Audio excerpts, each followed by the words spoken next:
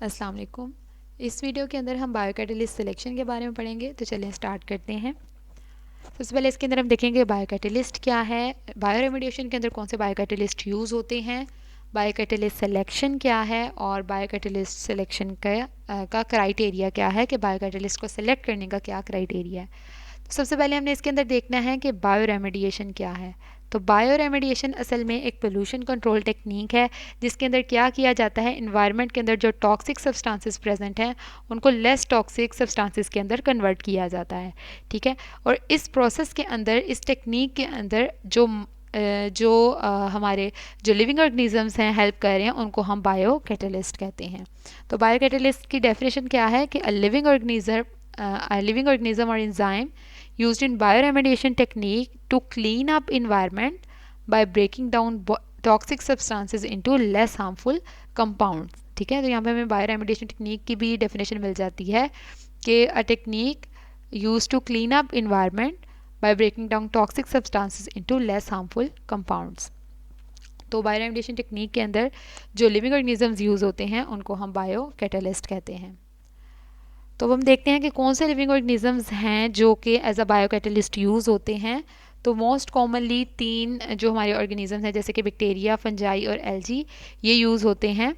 Bacteria जो हैं वो ज़्यादातर हाइड्रोकार्बन्स को डिग्रेड करवाने के लिए यूज़ होते हैं। ठीक है, फंजाई जो है वो लिग्निन और सेलुलोज को डिग्रेड करवाने के लिए, ब्रेक डाउन करवाने के लिए यूज़ होते हैं कंटेमिनेटेड सॉइल के अंदर। कंटेमिनेटेड सॉइल का क्या मतलब है कि ऐसी सॉइल जो पोल्यूटेड है, ठीक है, जहाँ पर लिग्निन और सेलुलोज के कंपाउंड्स प्रेजेंट हैं या लिग्निन और सेलुलोज प्रेजेंट हैं, वो क्या है, कंटेमिनेटेड सॉइल है। ठीक है, और इस कंटेमिनेशन को ख़त्म करने के लिए क्या है, फंजाई यूज़ होता है।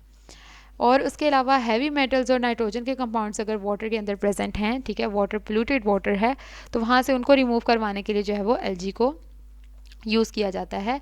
तो स्पेसिफिक कंटेमिनेंट के लिए, जैसे कि अगर हैवी मेटल है, स्पेसिफिक कंटेमिनेंट के लिए हम स्पेसिफिक बायोकैटलिस्ट को यूज़ करते हैं। ठीक है, तो बायोकैटलिस्ट सिलेक्शन क्या है कि अब हमने क्या करना है कि किसी एक स्पेसिफिक कंटेमिनेंट, जैसे कि लेट्स सपोज ए है, इस ए को डिग्रेड करने के लिए जो सबसे बेहतरीन कैटलिस्ट है, यानी कि 100 अगर हमारे पास ऑर्गेनिजम्स प्रेजेंट हैं उनमें से एक जो सबसे बेहतरीन होगा इस ए को डिग्रेड करवाने के लिए, उसको हम सिलेक्ट करेंगे। तो इस प्रोसेस को हम बायोकैटलिस्ट सिलेक्शन कहते हैं। तो हम इसकी डेफिनेशन देख लेते हैं कि the process of identifying and choosing the most suitable biocatalyst. ठीक है, हमने क्या करना है, हमने मोस्ट सूटेबल बायोकैटलिस्ट जो है वो उसको हमने चूज़ करना होता है।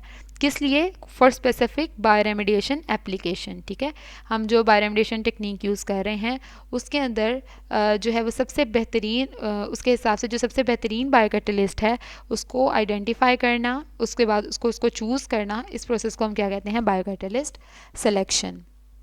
तो इसमें क्या किया जाता है, पहले तो हम डिफरेंट बायोकैटलिस्ट को एवेलुएट करते हैं। ठीक है, उनको एवेलुएट करने के बाद हम क्या करते हैं, उसमें से जो सबसे बेस्ट वाला होता है उसको हम सिलेक्ट कर लेते हैं। ठीक है, अब ये बेस्ट किस हिसाब से होगा, बेस्ट तभी होगा जब वो स्पेसिफिक कंटेमिनेंट को डिग्रेड कर सके और वो कंटेमिनेंट जिस इन्वायरमेंट के अंदर प्रेजेंट है, जिस इन्वायरमेंटल कंडीशंस में प्रेजेंट है, उस इन्वायरमेंटल कंडीशंस के लिहाज से भी वो बेहतरीन होना चाहिए। तो वो आगे इसके हम कुछ पॉइंट्स पढ़ते हैं, उसके अंदर भी ये चीज़ कवर हो जाएगी हमारी कि बायोकैटलिस्ट को सिलेक्ट करने का क्राइटेरिया क्या होता है। ठीक है, कि कौन से ऐसे पॉइंट्स हैं जिनको हमें जहन में रखना होता है बायोकैटलिस्ट सिलेक्शन करते हुए। तो सबसे पहले तो आ जाता है डिग्रेडेटिव कैपेसिटी, नेक्स्ट है environmental tolerance, availability, compatibility, safety and toxicity, resistance to biodegradative inhibitors और कॉस्ट इफेक्टिवनेस। तो ये वो सारे पॉइंट्स हैं, ठीक है, जो कि सारे होने चाहिए किसी स्पेसिफिक बायोकैटलिस्ट के अंदर। जिस बायोकैटलिस्ट को हम सिलेक्ट कर रहे हैं उस बायोकैटलिस्ट के अंदर ये सारी जो खूबियाँ वो होनी चाहिए। तो सबसे पहला पॉइंट है डिग्रेडेटिव कैपेसिटी।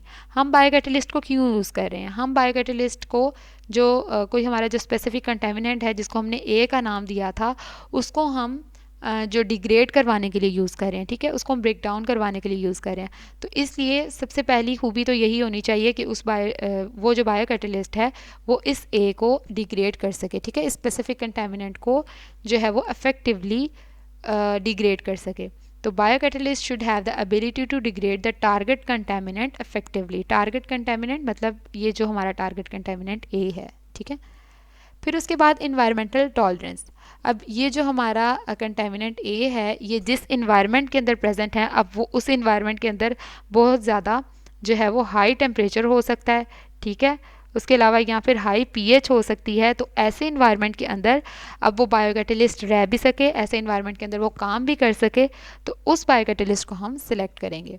तो biocatalyst should be able to survive and function effectively in the environmental condition present at the contaminated site, ठीक है, जहाँ पर ये कंटेमिनेंट प्रेजेंट है, जहाँ पर जो है ये ए प्रेजेंट है, उस जगह पर जैसी भी इन्वायरमेंटल कंडीशंस हैं उसमें वो बायोकैटलिस्ट सर्वाइव कर सके और वहाँ पर काम भी कर सके, जैसे कि टेम्परेचर है, पीएच है और सैलिनिटी है, ठीक है।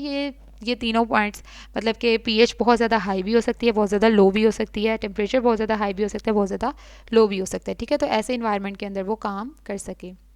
फिर है अवेलेबिलिटी, यानी कि क्या है कि ये जो बायोकैटलिस्ट है ये इजीली अवेलेबल हो, ठीक है, हम इसको इजीली प्रोड्यूस कर सकें। ऐसा नहीं है कि जब हमने अपने जो कंटेमिनेंट है उसको हमने जब डिग्रेड करवाना है तो उस टाइम पे ये बायोकैटलिस्ट जो है वो अवेलेबल ही ना हो, या इसको हम इजीली जो है वो कल्टीवेट या प्रोड्यूस ना कर सकें, ठीक है। फिर नेक्स्ट आ जाता है कंपैटिबिलिटी। अच्छा, कंपैटिबिलिटी क्या है कि जो दूसरी बायो रेमेडिएशन टेक्नोलॉजीज़ हैं, जैसे कि फाइटो रेमेडिएशन है जिसके अंदर प्लांट्स को यूज़ करके बायो रेमेडिएशन की जाती है, बायो ऑगमेंटेशन है जिसके अंदर जो भी पोल्यूटेड साइट होती है वहाँ पर जो माइक्रो ऑर्गेनिजम्स हैं उनको ऐड कर दिया जाता है, बायो वेंटिंग है जिसके अंदर ऑक्सीजन का यूज़ किया जाता है। तो इन बायो रेमेडिएशन टेक्निक्स या इसके अलावा और कोई भी बायो रेमेडिएशन टेक्नोलॉजीज़ हैं उनके साथ कंपैटिबल होना चाहिए, ठीक है, यानी कि बायो कैटलिस्ट इन टेक्निक्स को, इन टेक्नोलॉजीज़ को अफेक्ट ना करे, ठीक है। फिर है safety and toxicity. Safety and toxicity क्या है कि बायो कैटलिस्ट जो है वो सेफ़ होना चाहिए, ह्यूमन के लिए और एनिमल हेल्थ के लिए सेफ़ होना चाहिए, ठीक है। इसका कोई भी इन्वायरमेंट के ऊपर भी इसका कोई एडवर्स इफेक्ट, इसका कोई बुरा इफेक्ट ना हो, ठीक है। तो पहली चीज़ ये कि ह्यूमन और एनिमल्स के लिए सेफ़ होना चाहिए और इन्वायरमेंट के लिए भी सेफ़ होना चाहिए, टॉक्सिक नहीं होना चाहिए। Resistance to biodegradative inhibitors. अच्छा, बायोडिग्रेडेटिव इनहिबिटर्स क्या हैं? जैसे मैं नाम से पता चल रहा है, बायोडिग्रेडेटिव इनहिबिटर्स क्या हैं कि जो बायोडिग्रेडेशन के प्रोसेस को रोकेंगे, ठीक है। तो इन बायोडिग्रेडेटिव इनहिबिटर्स से लड़ने वाला होना चाहिए, ठीक है।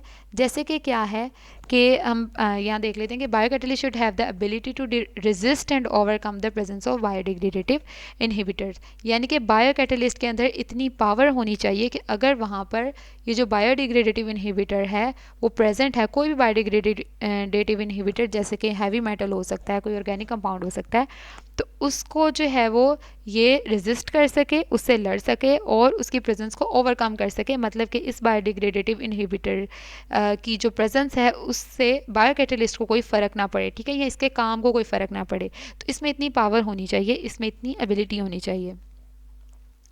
फिर है कॉस्ट इफेक्टिवनेस, कि बायोकैटलिस्ट जो है वो बहुत ज़्यादा महंगा नहीं होना चाहिए, ठीक है, उसको हम जो है वो इजीली मतलब कि इजीली वो हम उसको मतलब ज़्यादा देर के लिए मेंटेन कर सकें, ठीक है। और दूसरी बात यह कि बहुत ज़्यादा एक्सपेंसिव नहीं होना चाहिए। तो ये सारे थे हमारे जो क्राइटेरिया थे बायोकैटलिस्ट सिलेक्शन के। डिग्रेडेटिव कैपेसिटी क्या था कि डिग्रेड कर सके टारगेट कंटेमिनेंट को, इन्वायरमेंटल टॉलरेंस के जिस इन्वायरमेंट के अंदर वो कंटेमिनेंट प्रेजेंट है वहाँ पर ये जो बायोकैटलिस्ट है ये वहाँ पर रह सके, वहाँ पर काम कर सके, इजीली अवेलेबल हो, दूसरी बायो रेमेडिएशन टेक्नोलॉजीज़ के साथ कंपेटेबल हो, सेफ़ हो, ठीक है, इन्वायरमेंट के ऊपर भी इसका कोई टॉक्सिक इफेक्ट ना हो, दूसरे बायोडिग्रेडेटिव इनहिबिटर से लड़ने वाला हो, उनको रेजिस्ट करने वाला हो, उनके अफेक्ट को रेजिस्ट करने वाला हो, ठीक है, और कॉस्ट इफेक्टिव होना चाहिए, एक्सपेंसिव नहीं होना चाहिए। तो ये थे सारे हमारे जो है वो बायोकैटलिस्ट सिलेक्शन के क्राइटेरिया था हमारा, ठीक है, कुछ पॉइंट्स थे जो हमने पढ़े।